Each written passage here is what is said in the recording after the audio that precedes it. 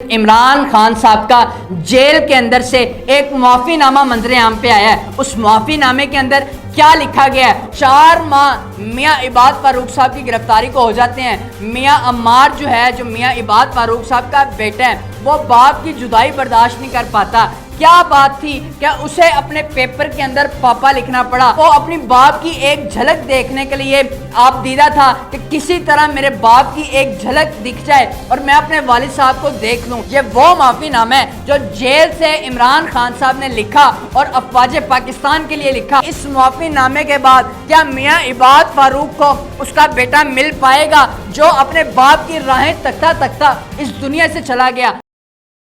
السلام علیکم ناظرین، آپ کا میزبان مجاہد الحسن آپ کی خدمت میں حاضر اور آپ دیکھ رہے ہیں ڈیلی دھرتی۔ ناظرین، عمران خان صاحب کا جیل کے اندر سے ایک معافی نامہ منظر عام پہ آیا ہے۔ اس معافی نامے کے اندر کیا لکھا گیا ہے؟ میاں عباد فاروق صاحب کا بیٹا کس طرح اس دنیا سے رخصت ہو گیا۔ اس کے بعد عمران خان صاحب کا ایک معافی نامہ منظر عام پہ آتا ہے۔ وہ معافی نامہ کس کے لیے لکھا گیا ہے؟ تمام تر حقائق آپ کو اس ویڈیو میں رکھنے جا رہا ہوں۔ پاکستان تحریک انصاف کی جس لیڈرشپ کو گرفتار کر لیا گیا اس میں سے ایک نام میاں عباد فاروق کا بھی تھا۔ ہوتا یہ ہے کہ میاں عباد فاروق کے گھر ریڈ کی جاتی ہے، اس دوران میاں عباد فاروق صاحب گھر میں موجود نہیں ہوتے، وہ فرار ہو چکے ہوتے ہیں۔ اس کے بعد میاں عباد فاروق صاحب کی زوجہ کو گرفتار کر لیا جاتا ہے اور میاں عباد فاروق صاحب کی والدہ کو گرفتار کر لیا جاتا ہے۔ جس دوران یہ گرفتاری عمل میں لائی جاتی ہے تو میاں عباد فاروق صاحب کا کمسن بیٹا عمار موقع پر موجود ہوتا ہے۔ یہ ساری سچویشن وہ اپنی آنکھوں سے دیکھتا ہے۔ اس کے بعد عمار کے والد کو گرفتار کر لیا جاتا ہے جن کا نام میاں عباد فاروق ہے۔ ہوتا یہ ہے کہ 4 ماہ میاں عباد فاروق صاحب کی گرفتاری کو ہو جاتے ہیں۔ میاں عمار جو ہے، جو میاں عباد فاروق صاحب کا بیٹا ہے، وہ باپ کی جدائی برداشت نہیں کر پاتا۔ جب پیپر دینے جاتا ہے تو پیپر میں لکھ آتا ہے پاپا پاپا پاپا۔ کیا بات تھی کہ اسے اپنے پیپر کے اندر پاپا لکھنا پڑا اور اس قدر اسے باپ کی یاد ستا رہی تھی، اس قدر اسے باپ کی یاد ترسا رہی تھی کہ وہ اپنی باپ کی ایک جھلک دیکھنے کے لیے آپ دیدہ تھا کہ کسی طرح میرے باپ کی ایک جھلک دکھ جائے اور میں اپنے والد صاحب کو دیکھ لوں۔ لیکن ہوتا یہ ہے کہ والد صاحب کا دیدار اسے نہیں کروایا جاتا، والد صاحب کے ساتھ نہیں ملوایا جاتا۔ پھر اس کے بعد وہ اپنا ذہنی توازن کھو بیٹھتا ہے۔ پھر اسے اتفاق ہاسپٹل میں ایڈمٹ کروایا جاتا ہے، جہاں پہ اس کے بعد میاں عباد فاروق صاحب کے بھائی کے انٹرویوز وائرل ہوتے ہیں جن میں وہ بتاتے ہیں کہ پاکستان تحریک انصاف کا ساتھ دینا ہمیں اتنا مہنگا پڑ گیا کہ ہمارا جو بیٹا ہے، میاں عباد فاروق صاحب کا بیٹا ہے، وہ ذہنی توازن کھو بیٹھتا ہے۔ اس کے بعد ہسپتال والے میاں عباد فاروق صاحب کے بیٹے کو چھٹی دے دیتے ہیں اور کہتے ہیں کہ انہیں گھر لے جاؤ۔ اس کے بعد میاں عباد فاروق صاحب کے بیٹے کو کوئی بھی ہاسپٹل لینے کے لیے تیار نہیں ہوتا، کرا کے اسے چلڈرن ہاسپٹل میں داخل کروایا جاتا ہے،